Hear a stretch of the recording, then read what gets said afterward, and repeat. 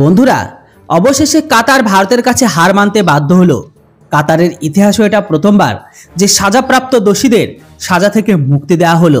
হ্যাঁ বন্ধুরা, মৃত্যুদণ্ডে সাজাপ্রাপ্ত 8 জন প্রাক্তন ভারতীয় নৌসেনা আধিকারিককে মুক্তি দিল এবার কাতার। গুপ্তচর বৃত্তির অভিযোগ লাগিয়ে গত বছর মৃত্যুদণ্ডের সাজা ঘোষণা করেছিল কাতার আদালত। যদিও এই গুপ্তচর বৃত্তির উপর ভারতকে বা ভারতীয় সরকারকে তেমনভাবে কোনো সলিড প্রমাণ তারা দিতে পারেনি। পরে ভারত সরকারের করা বা বোর্ড অ্যাকশনে প্রথমে মৃত্যুদণ্ডকে স্থগিতাদেশ, পরে তাদের সম্পূর্ণ মুক্তি দেওয়ার সিদ্ধান্ত নিল কাতার সরকার। 8 জন প্রাক্তন নৌসেনার কর্তার মধ্যে 7 জন কাতারের একটি বেসামরিক সংস্থায় কাজ করতে গিয়েছিল। একজনের ফেরা এখনো বাকি। সোমবার ভারতের বিদেশ মন্ত্রকের তরফে স্টেটমেন্টে এমনটাই জানানো হয়। প্রসঙ্গত, গত বছর কাতারের গুপ্তচর সংস্থা স্টেট সিকিউরিটি ব্যুরো 8 ভারতীয় প্রাক্তন নৌসেনার আধিকারিকের গ্রেপ্তার করে।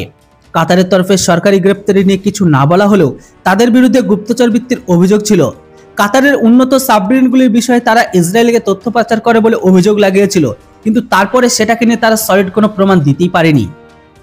সেটার উপর বেস করে তাদের মৃত্যুদণ্ডের আদেশ দিয়েছিল কাতারের আদালত।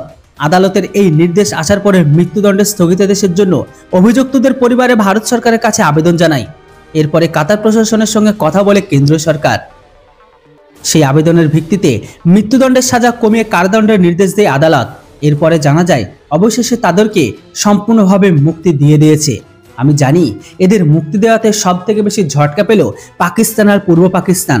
কেননা আমার সেই দিনের কথা মনে আছে, যখন প্রথম কাতারের তরফ থেকে খবর বেরিয়ে আসে ভারতের 8 জন নৌসেনা কর্মীকে তাদের মৃত্যুদণ্ড সাজা দিয়েছে জাসুসি করার জন্য, তখন সব থেকে বেশি খুশি হয়েছিল পাকিস্তান আর পূর্ব পাকিস্তান। পূর্ব পাকিস্তান ইসলাম পড়া গ্রহণকারী টুপিদারি পড়া ব্যক্তিগুলো কেউ কেউ তো লুঙ্গি তুলে নেচেছিল, তারা অনেক আনন্দ হয়েছিল। কিন্তু সেই আনন্দ তাদের এখন বৃথা গেল। তারাও ভাবছে ভারত আবার কি জিনিস।